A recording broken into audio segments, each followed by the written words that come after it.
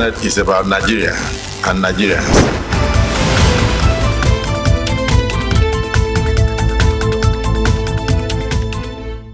Senate confirms 45 ministerial nominees, steps down 3 others. And Senate beats deadline, meets NLC, TUC leaders. A warm welcome to the program Inside the Senate, your window into the activities of the Red Chamber at the National Assembly. I am Habiba Zakzak, standing in for your anchor. On Monday, 7th August 2023, the last 2 nominees for ministerial appointments were screened, making the total number of screened nominees to be 48. That same day, 45 of the nominees were confirmed, while 3 nominees saw their confirmation step down. Details of that alongside a summary of other proceedings when we return after the break. Do stay tuned. We are fighting for this democracy. This country will definitely improve in terms of development and progress. Nigerians deserve better living. What is executive and the legislature, they are going to put in their best for a better Nigeria.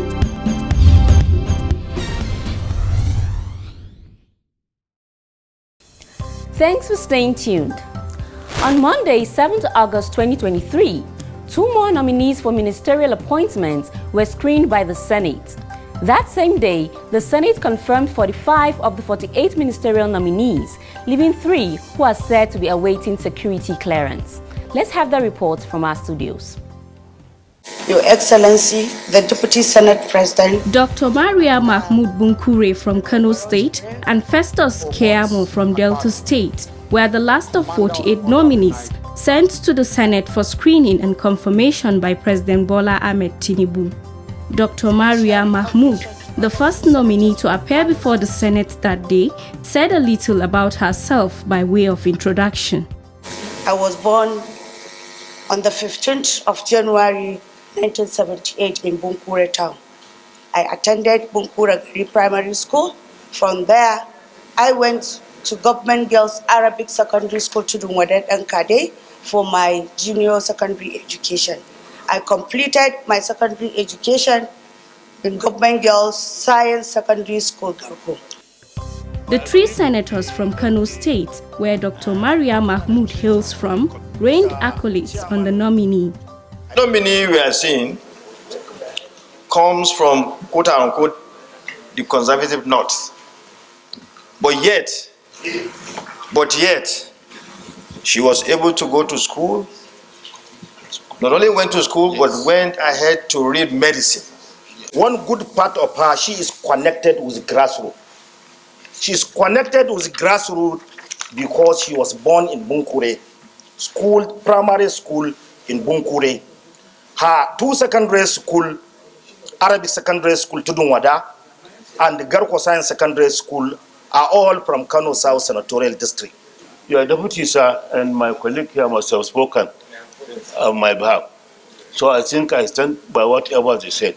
Some other senators asked the nominee some questions, which she responded to. Mustafa, Nigeria was highly commended about the way we managed COVID-19. But we learned from them that we didn't even have the necessary Medicare to approach such pandemic, assuming that it comes again.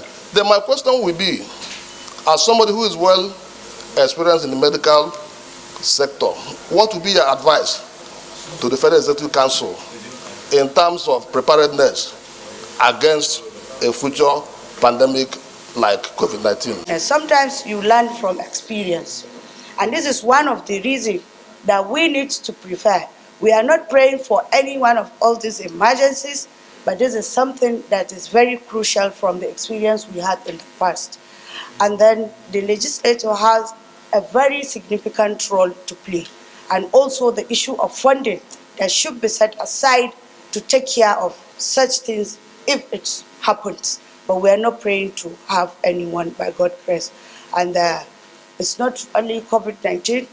Like now we have a diphtheria, which at least it's not so open because of the preparation we had during the COVID-19. That made us to take care of the issue of diphtheria. That is not even, people are not even aware that we have such issues on ground. our sons and daughters that have gone outside the country to train as a medical doctor.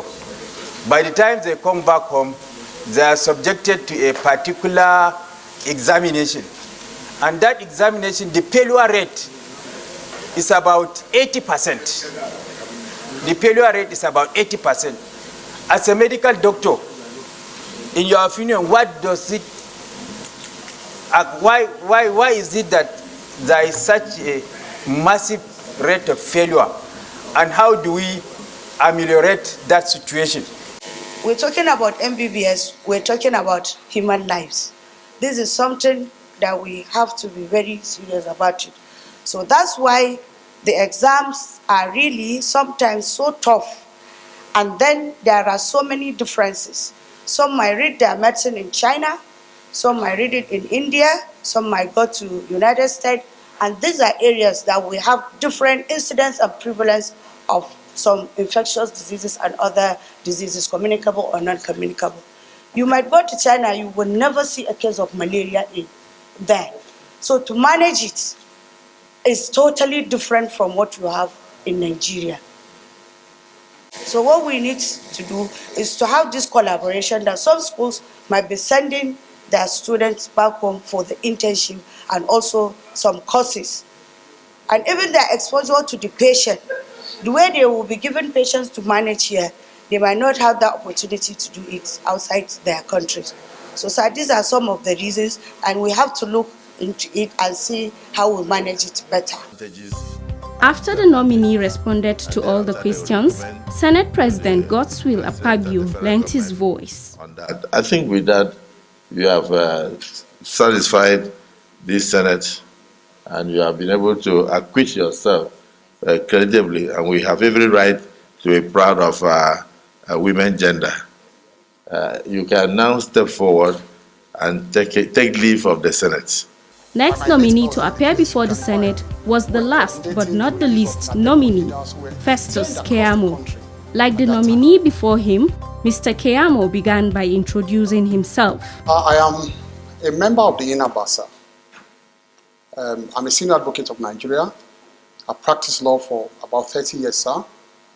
And I'm also a fellow of the Chartered Institute of Arbitration, United Kingdom. And so I also practice international arbitration, sir.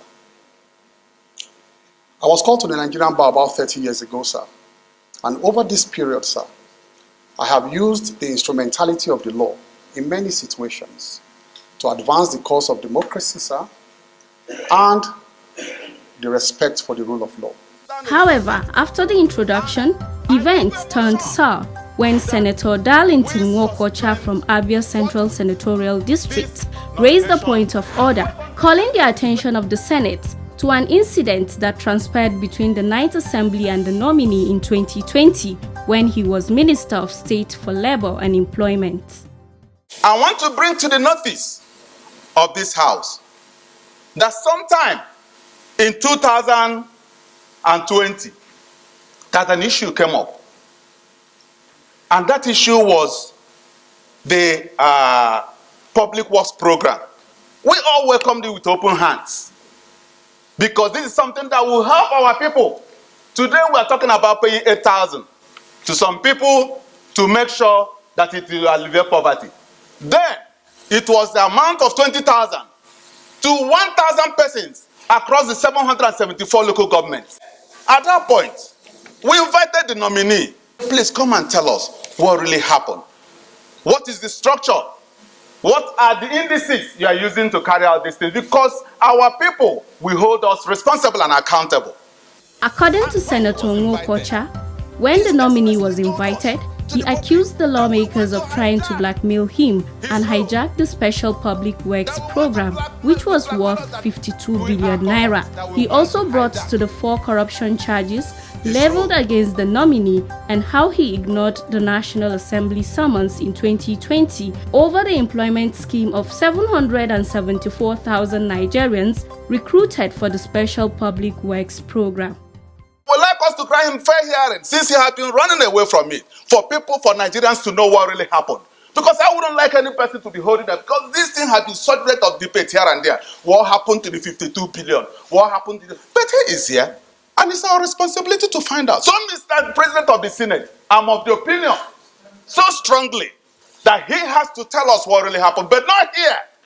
We have to keep it down a little bit. We're not saying that we're not going to clear him. This is a house that can reconvert at any point. You can even call for an emergency and we'll reconvert. Because we would not like what happened at the last administration where some people felt that the president was in charge and so many other things were happening out there. We won't take it this time around. We want a situation we hold you responsible from the onset. Since Mr. President has started showing us the right hand, we must follow along that side to make sure that we work with him in that right hand as well. Senator Nwokocha then moved a motion requesting the suspension of the nominee screening until the matter was cleared. The motion was seconded by Senator Eyinaya Abaribe from Abia South Senatorial District. And in view of the fact that this nominee rejected the summons of both the House of Representatives and the Senate, that I do support that this nominee should be stepped down pending when he decides that the National Assembly has that right to inquire into the workings of a minister and his ministry.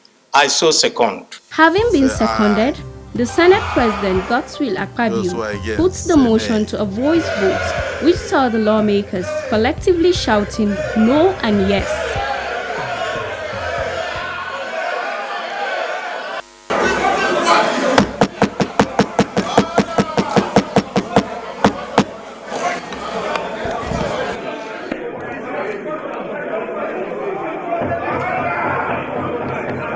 The Senate later went into a closed-door session which lasted for about an hour, after which Mr. Keyamo was re-invited into the Red Chamber.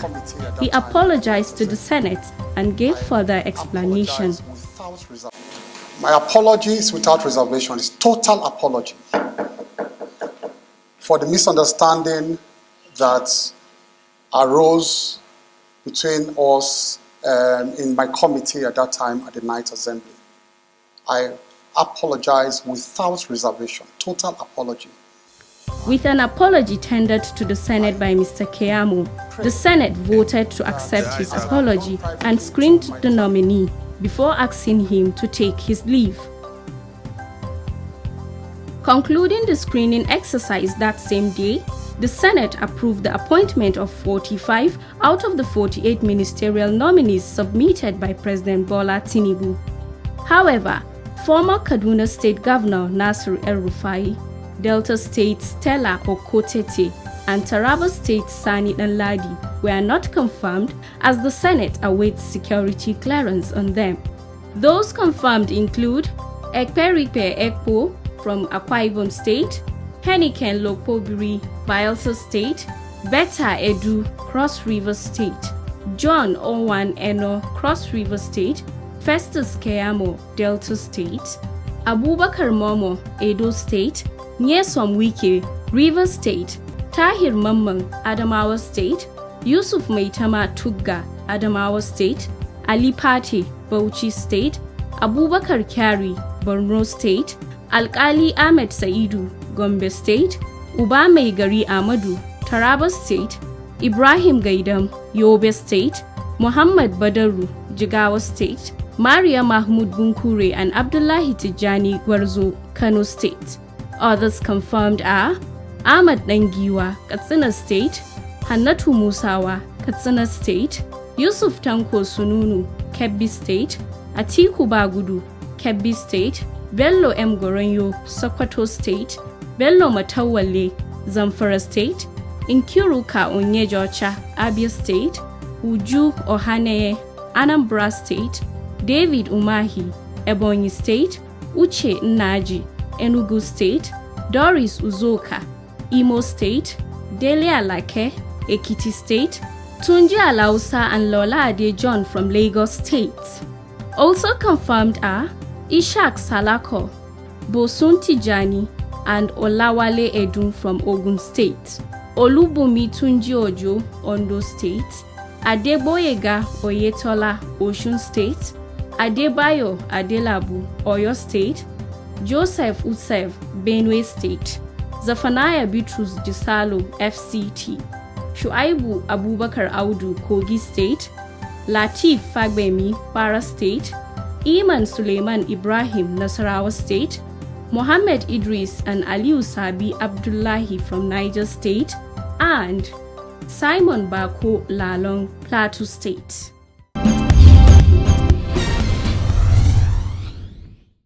The program is Inside the Senate. In spite of the Senate's preoccupation with the screening and confirmation exercise, it still entertained quite a number of legislative matters in form of bills and motions. Let's quickly recap these proceedings in our next report. Do stay tuned.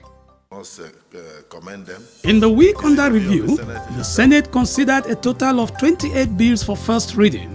One of such was the Defense Industries Corporation of Nigeria Act Amendment Bill 2023 HB 99 for first reading and concurrence.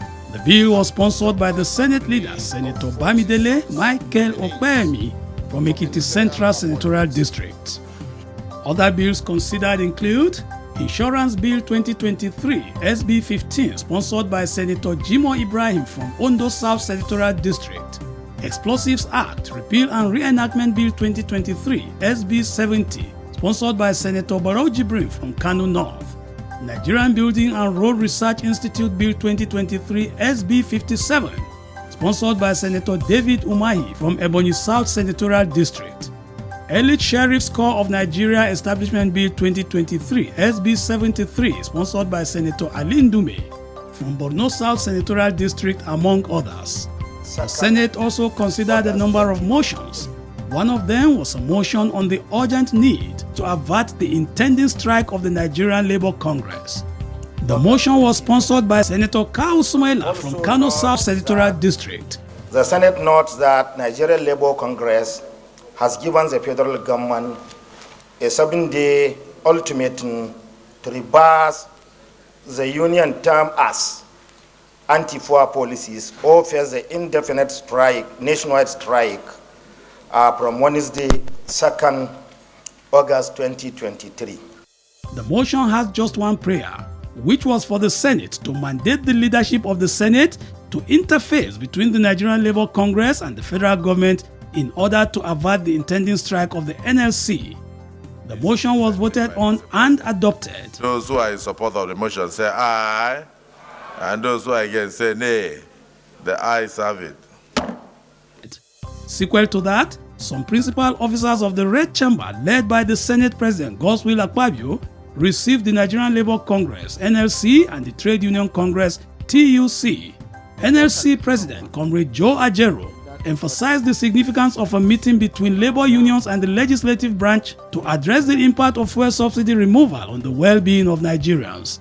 According to him, the aim is to seek intervention and alleviate the hardships faced by the citizens. We suggest, sir, or we still plead, that you put your heads together with Mr. President so that we can have a committee that is meeting. But this is like an emergency. People are still trekking, people are suffering, and we are seen as doing a meeting forever that is not holding, that we don't have mandate. Apart from the Chief of Staff to the President, the next person is an SA to the President on energy. And I don't think that is a full representative of the state, for us to handle this matter. TUC President Festus Usifo appealed to the Senate to reduce their earnings as a sign of respect and sacrifice, considering the challenges faced by the people they represent. This, he said, would contribute to the well-being of the struggling population they serve. We know clearly the difficulty we have today in Nigeria. Our members are clearly suffering. Nigerians are clearly suffering. Some people trek to work today. I have someone who told me that he comes to work 4 times a week and that his salary is about 45,000 naira and that he lives somewhere around Maraba and that for all the time he comes to work, that 45,000 cannot even pay the transport to work. So it shows clearly that today that Nigerians are suffering. In his response, Senate President Godswill Akpabio conveyed the commitment of the National Assembly to collaborate with labor unions in finding enduring solutions to ongoing trade conflicts within the nation.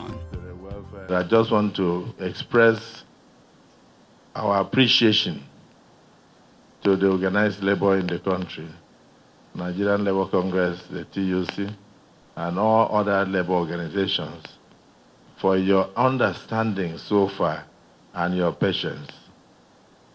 From a sedentary point of view, we have seen a major determination on the part of labor to assist Nigeria and assist President Bola Ahmed Tinubu to bring this fuel subsidy saga and the continuous subsidy that in one way partially good and partially and mostly bad to an end.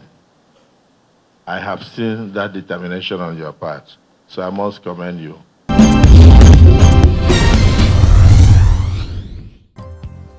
Our profile segment is next on the program. Do stay tuned for our Senator of the Week.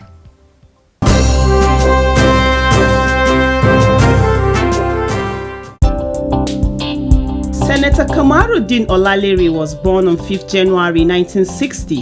He attended Baptist Day School Odeyinka Ikire, St. Augustine's Commercial Modern School Ikire in 1978 for his primary school education, and St. David's Grammar School Odeomu, where he obtained his West African School Certificate examination in 1983.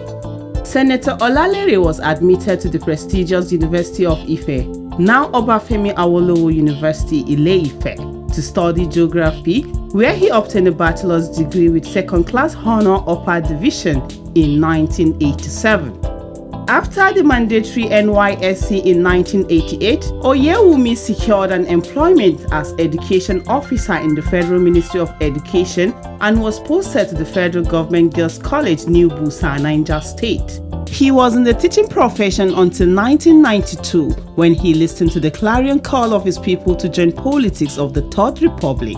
In the private sector, Oyewumi worked as chairman and chief executive officer of an NNPC concessional petrol station. Senator Oyewumi joined mainstream politics in 1992 when he won his first contest to represent the Irewole Ayedade Isokan Federal Constituency in the House of Representatives. Under the platform of the Social Democratic Party SDP in the Green Chamber, he was a member of the House Committee on Agriculture and Rural Development and chairman of the Subcommittee on the National Agriculture Land Development Authority, NALDA. The lawmaker is currently serving his first term as a senator representing Osun West Senatorial District under the platform of the People Democratic Party, PDP, and serves as the deputy minority leader in the 10th Assembly.